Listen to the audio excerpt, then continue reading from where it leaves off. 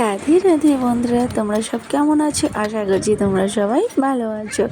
আজকে আমি তোমাদের সাথে আমার আগের কথা কিছু শেয়ার করব। চলো সেই কথাগুলোই শেয়ার করা যায়।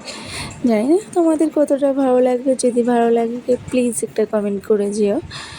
আমাদের বাবা মাকে হারিয়ে আমি আর আমার বোন চলে এসেছিলাম আমার মামার বাড়িতে। আমার মামার বাড়িতে কিছু বছর থাকার পর আমার বিয়ে হয়ে যাবার পর আমরা দুই বোন এখন আমার শ্বশুর বাড়িতে একসাথেই থাকি। কোথাও না কোথাও সেই ছোটোবেলাটা আমি খুবই মিস করি। আমার বাবার বাড়িটাকে আমি খুবই মিস করি। কিছু কিছু সময় একা থাকলে তো আমার আগের জীবনের কথা খুবই মনে পড়ে।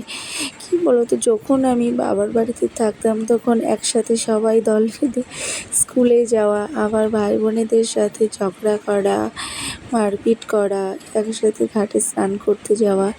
গ্রামের জীবনটা অনেকটা ঠিক আলাদাই ছিল, কিন্তু এখন কোথায় পাবো সেই জীবন বলো? আর এখন চাইলেও মনে হয় না যে ওখানে গিয়ে থাকি। কেন বলো তো? ওখানে গিয়ে কি করে থাকবো বলো? বাবা নেই, মা নেই, কাদের কাছে গিয়ে থাকবো? আর যদি থাকতেও ইচ্ছা করে, হ্যাঁ আমার কাকা কাকিরা জেঠিরা সবাই আমাদেরকে যথেষ্ট ভালোবাসে, কিন্তু ভালোবাসলে কি হবে? কিন্তু কোথাও না কোথাও সেই জায়গাটা তো আর খুঁজে পাই না, না, যেখানে বাবা মায়ের যে একটা ভালোবাসা, গিয়ে থাকা, একটা নিজের বাড়ি, সেই জায়গাটা আমি খুঁজে পাই না।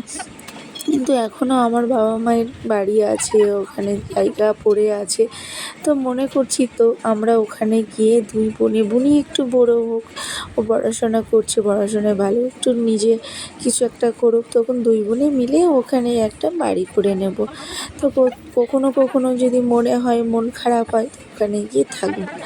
সত্যি বলতে এই বাইরে যখন এসেছিলো আমার খুবই খুবই খুবই মন খারাপ করছিল, আর আমার গ্রামের কথা মনে পড়ছিল। আর কি করব, এই দুঃখের কথা কাকেই এবার বলবো, তাই তোমাদের সাথে শেয়ার করলো। এই ভিডিওটা এখানে শেষ করছি, আবার দেখা হবে অন্য কোনো ব্লগে। Bye, good night.